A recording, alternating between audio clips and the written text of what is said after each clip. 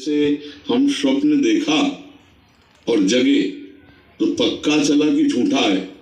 अगर भयावह हुआ तो स्वप्न में देखा कि चोर डाकू आए मार रहे पर तो खिड़की देखी जाती है जगने पर भी कि खिड़की ठीक है, सब ठीक है। वो जगा हुआ भी काफी समय तक स्वप्न का प्रभाव पड़ता है, समझ रहे ना, सुखद या दुखद। तो जग चुका, उसे ज्ञान हो चुका है कि मैं ब्रह्म हूं, पर स्वप्न का प्रभाव है।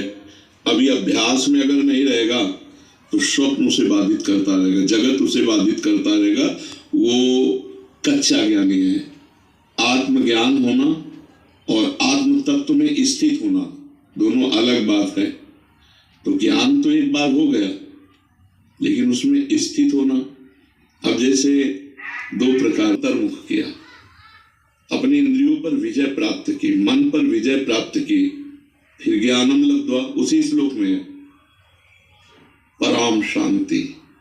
ये अनुभूत ज्ञान है, वो शास्त्रीय ज्ञान है। जो श्रद्धावान लभते ज्ञानम, वो शास्त्रीय सत्संग से प्राप्त ज्ञान है। तत्परा सहित इंद्रिया, अपनी इंद्रियों को अंतर्मुख, मन को अंतर्मुख और अपने चिंतित तत्व में, गुरुदेव प्रणव या जो भी नाम जो भी देते हैं, उसके चिंतन के प्रभाव से, वो भी मैं चिंतन नहीं कर रहा हूं, यह अंतःकरण में चिंतन हो रहा, मैं इसका दृष्टा हूं, क्योंकि मेरा स्वरूप अचिंत्य है, अंतःकरण चिंतन नहीं कर सकता। अब उस चिंतन का साक्षी बनकर अन्य चिंतन न होने देना और ब्रह्म होना। जब पूज्य पादुड़िया बाबा जी को आत्मज्ञान के लिए विकलता हुई तो इतनी जोर की मुमुक्षुता थी कि जीना मुश्किल हो गया।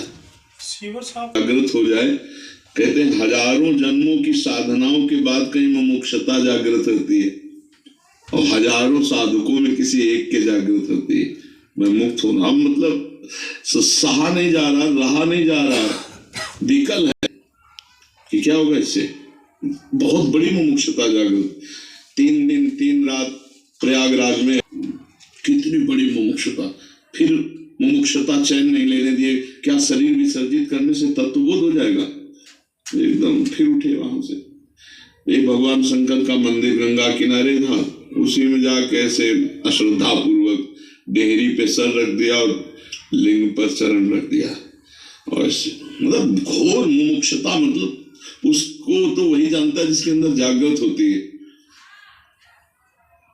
विकलता की, आप खान पान कुछ नहीं, प्राण त्यागेंगे ऐसे अगर तत्वबोध नहीं हुआ तो भगवान नर और नारायण प्रकट हुए और 2 श्लोक को उपदेश किया। बाबा की वाणी में 2 श्लोक